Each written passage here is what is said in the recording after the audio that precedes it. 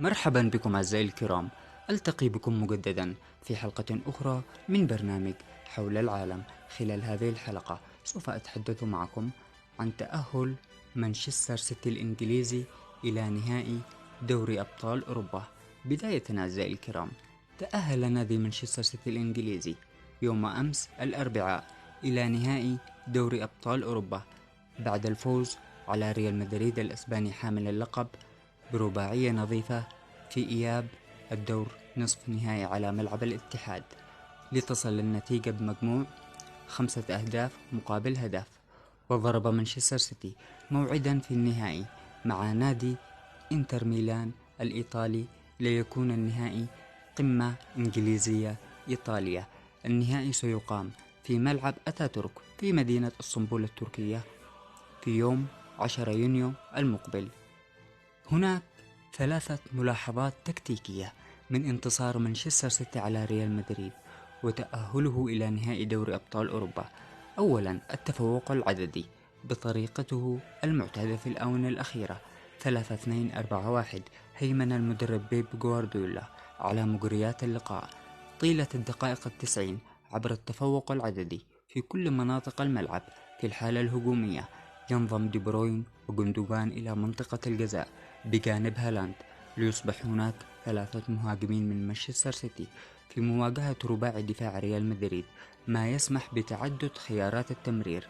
وفي الحالة الدفاعية يرتد جميع اللاعبين ما عدا دي بروين وهالاند لتتحول الخطة إلى 4-4-2. وكان من الواضح أن لاعبي النادي الإنجليزي تفوقوا عدديا على ريال مدريد سواء في الحالة الدفاعية أو الهجومية بفضل العامل البدني والتحرك الذكي من غير كرة.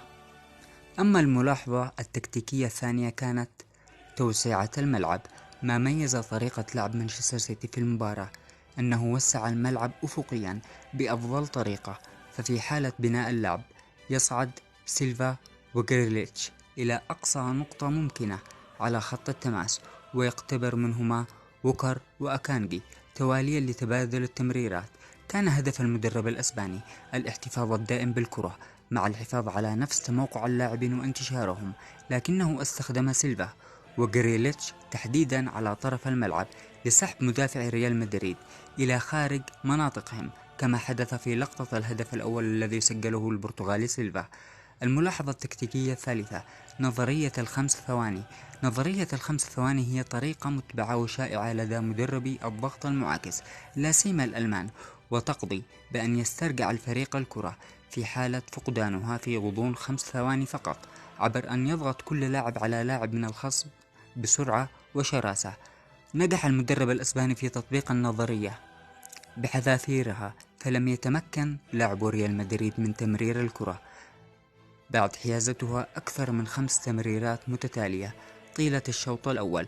فقد ضغط لاعب مانشستر سيتي واستعادوا الكرة بعد فقدانها مباشرة في عديد من اللقطات.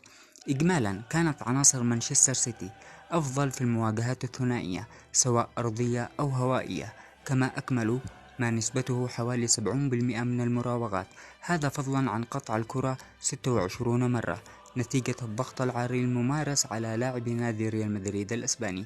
أخيرا أعزائي الكرام، هذه الحلقة كانت عن تأهل نادي مانشستر سيتي الإنجليزي إلى نهائي دوري أبطال أوروبا.